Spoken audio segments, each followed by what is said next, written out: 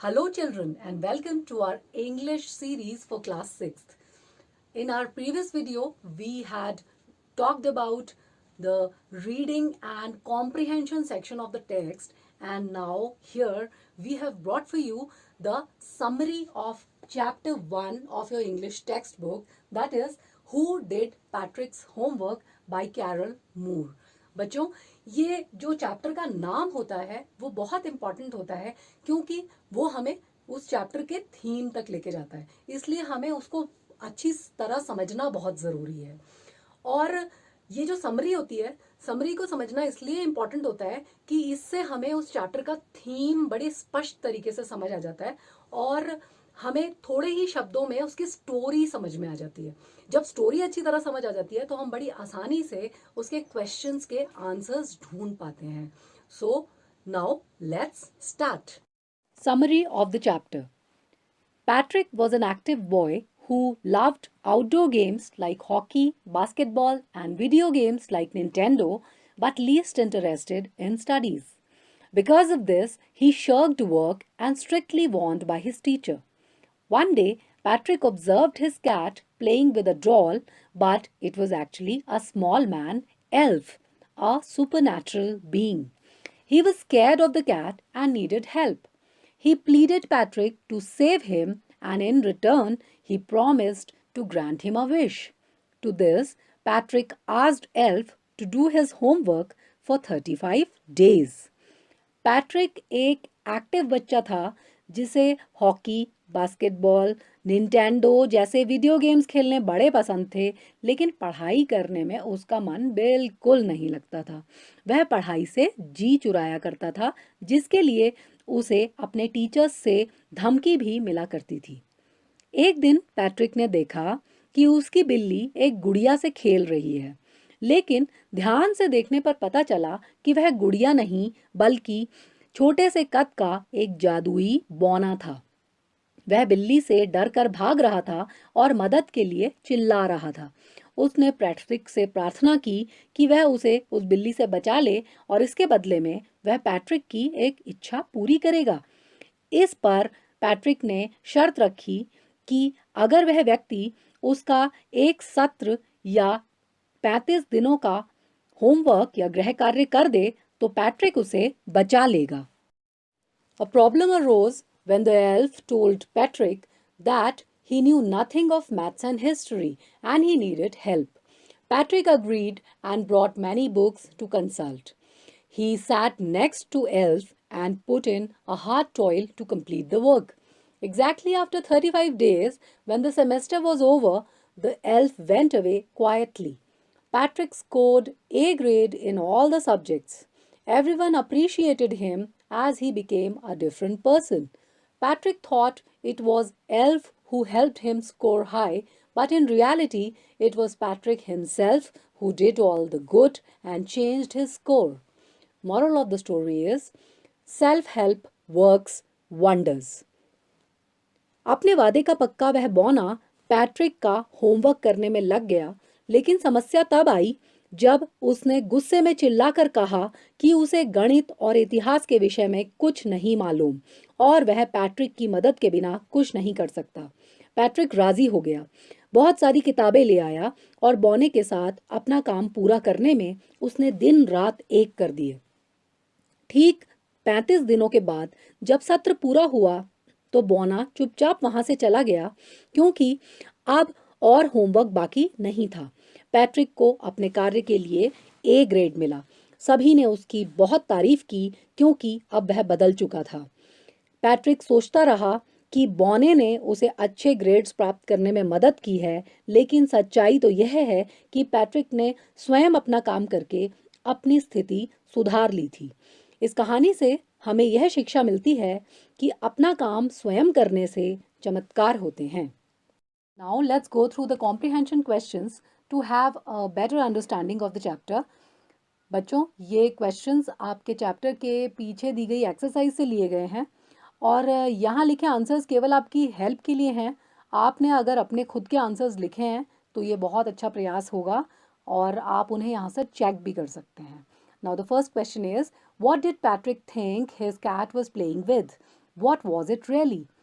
Patrick ने पहले क्या सोचा कि उसकी बिल्ली किस से खेल रही है, वह असल में क्या था? Answer: Patrick thought his cat was playing with a doll.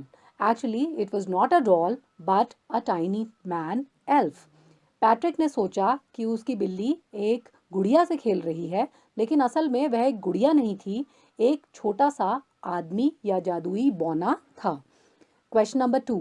Why did the little man grant Patrick a wish? उस छोटे कद के आदमी ने पैट्रिक की एक इच्छा पूरी क्यों की? Answer: The little man grant Patrick a wish because he saved him from the cat.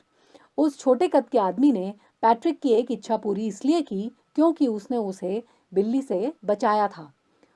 Question number 3. What was Patrick's wish? Patrick की इच्छा क्या थी? Answer: His wish was to get his homework done. उसकी इच्छा थी कि उसका गृह कार्य हो जाए। Question number 4. In what subjects did the little man need help to do Patrick's homework? Patrick का गृह कार्य या होमवर्क करने के लिए उस छोटे कद के आदमी को किन किन विषयों में मदद की ज़रूरत थी? Answer: The little man needed help in English, mathematics and history. उस छोटे कद के आदमी को अंग्रेजी, गणित और इतिहास में मदद की ज़रूरत थी। Question number 5. How did Patrick help him? Patrick ने उसकी मदद कैसे की? Answer: Patrick helped him by getting books for him, explaining and reading things. Patrick ने उसकी मदद किताबें लाकर, व्याख्या करके तथा चीज़ों को पढ़कर की। Question number 6. What do you think did Patrick's homework? The little man or Patrick himself? Give reasons for your answer. आपके विचार से पैट्रिक का होमवर्क किसने किया? उस छोटे कद के आदमी ने या पैट्रिक ने स्वयं? अपने उत्तर के लिए कारण दीजिए। Answer: I think Patrick himself did his homework as Elf was just propelling him to do things. It was Patrick who was reading, explaining and arranging different things and helping Elf as well to understand the things.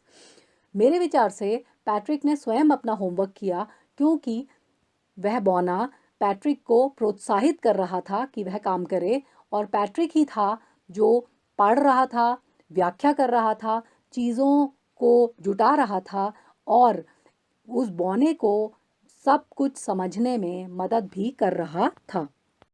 Now here is another exercise for you where you have to match the words with their antonyms or opposites.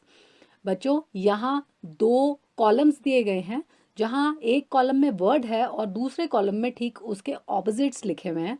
आपको इन words को उनके opposites के साथ मिलाना है। Opposites को antonym भी कहते हैं। Now the first word is true, then found, then tiniest, lucky, cursed, never, loudly, rude. Now in the next column, always, blessed, polite, softly, lost, largest, unlucky, false. Hope you must have matched the words correctly with their antonyms. Now let us see their answers. True, false. Found, lost. Tiniest, largest. Lucky, unlucky. Cursed, blessed. Never, always. Loudly, softly. Rude, polite. Now here is another interesting exercise for you. The instructions are: fill in the blanks using synonyms of words or phrases given in the brackets.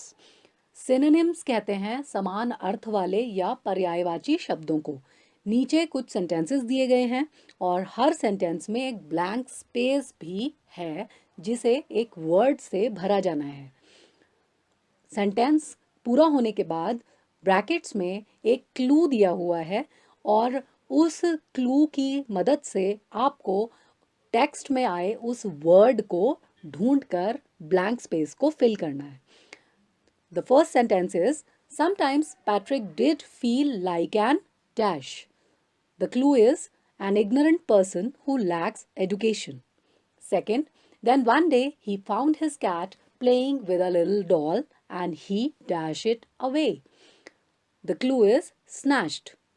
Third, the little man's face wrinkled like a dishcloth thrown in the dash. Clue is a basket with a lid. Fourth, and true to his word, the little dash began to do Patrick's homework. Clue is supernatural creature. Fifth, they dash what had happened to Patrick. And the clue is surprised. You have answers written at the end of the exercise also. But first, you must try these sentences yourself and find the appropriate word to be filled in the blanks and then only consult the answers. Hope you all must have understood the chapter thoroughly. So please go through the exercises and write them in your notebooks. We'll see you soon in the next video. Till then, bye-bye.